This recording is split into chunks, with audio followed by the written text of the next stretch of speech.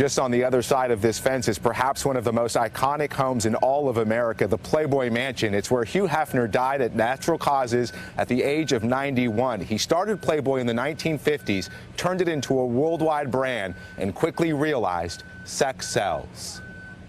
He was the original Playboy. I had pretty wild dreams, but I didn't have any dreams as wild as what actually happened. His life and his work, a blend of sex, swagger, and sophistication. But his success started out as a long shot. The son of conservative Chicago school teachers, Hefner was a World War II vet, working at Esquire when he launched the magazine that would make him a household name. With several $1,000s, he published the first Playboy in 1953 from his kitchen. On the cover, a captivating young blonde named Marilyn Monroe, who also appeared nude in the magazine's centerfold. The magazine was a unique blend of sex appeal and edgy editorial content, including work from some of the era's most celebrated writers and interviews with everyone from John Lennon to Jimmy Carter. Critics called it vulgar and exploitive, but Hefner says he helped loosen up button-down America. Playboy was there making a case for the sexual revolution before almost anybody else. I take real pride in that.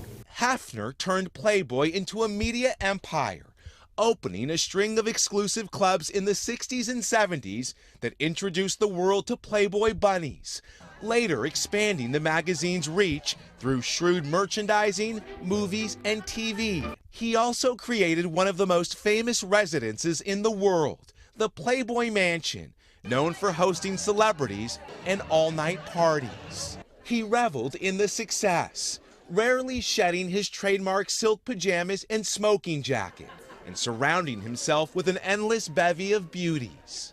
Hi, and welcome to Playboy's Penthouse. But there were tough times, including 2 divorces and financial struggles as Playboy circulation plummeted with the dawn of the digital era. Hefner was also a polarizing figure, an icon to some, a peddler of pornography to others. But he never apologized. I have no major regrets. We only get one time around in this old world, and I feel that I'm one of the very fortunate few. Overnight, celebrities sent condolences via social media. Larry King tweeting, "Hugh Hefner was a giant in publishing, journalism, free speech, and civil rights. He was a true original, and he was my friend.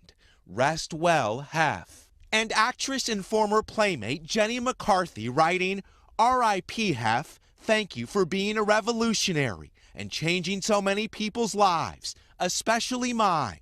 I hope I made you proud." The man who was once quoted as saying, "Life is too short to be living someone else's dream," died after living out his own. Guys, one writer this morning puts it this way: Hugh Hefner did for sex what the founder Roy Kroc of McDonald's did for roadside food. He cleaned it up for the rising middle class. Back to you. Well, that person has a way with words. Miguel, thank you. You want to get into a disagreement at a cocktail party, bring up the name Hugh Hefner. But you have to go back to 1953 when he created this magazine and this movement and realize how revolutionary it was and how controversial it would be. Right. Love him or hate him, there's no question he changed our culture. And I know you've been reading the articles for years. Just research. Yes. Just research, yeah. Hello, Today fans. Thanks for checking out our YouTube channel. Subscribe by clicking that button down there and click on any of the videos over here to watch the latest interviews, show highlights, and digital exclusives.